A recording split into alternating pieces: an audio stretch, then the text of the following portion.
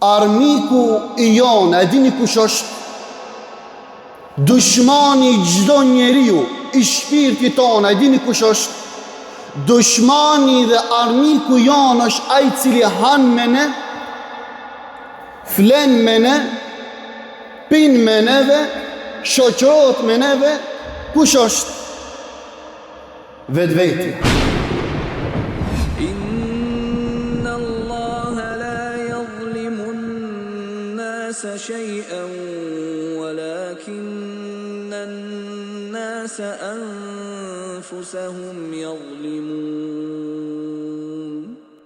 Allahu nuk i bën pa drejtësi. Allahu nuk i bën zullum askuj, por ata njerëzit i bëjnë pa drejtësi, i bëjnë zullum, i bëjnë keq vetës së tyre. Vëllezër nderuam, dushmani dhe armiku më i madh i njeriut është vetvetja. Allahu dhul Gjelal tha, walakinna an-nasa anfusahum yadhlimun.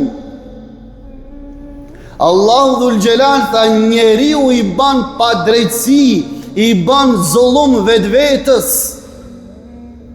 E si vëllezër nderuam, armiku më i madh që ka vetvetja, dushmani më i madh që ka vetvetja. Po vëllezër nderuam, po e marr një pyetje sot. A kemi falur namazin e sabahut? Nëse po, ja dash këtë mirën vetvetës. Nëse jo, qenë ke armiku dhe dushmani vetvetës. Që?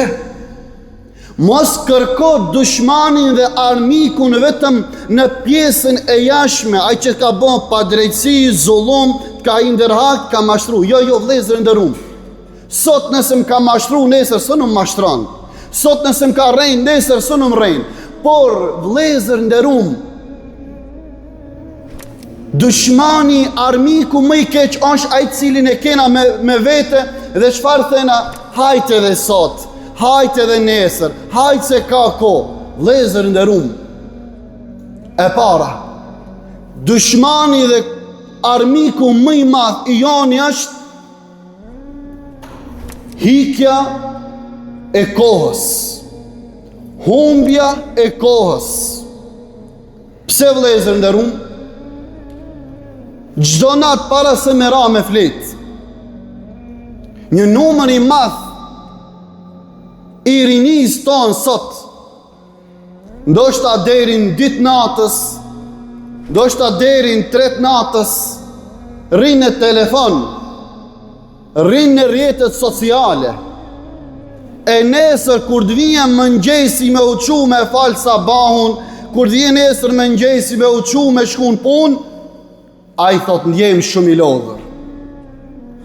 Këtë unë jam duke pa tek nxënësit e mi talebët të cilët i kam 3-14 vjet djemt, vinë xhamin me ktep edhe rrinë gjumë. Çka bon? Pse të flejnë? Çka ki bon? Tha hoq pram deri në ditë natës kam dhejnë telefon. E vëllezër nderuam, kush qenë ka armiku më i madh? Armiku më i madh nuk është i jashtëm.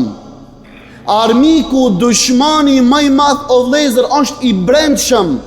Është atë cilën e kena me vete çdo ditë,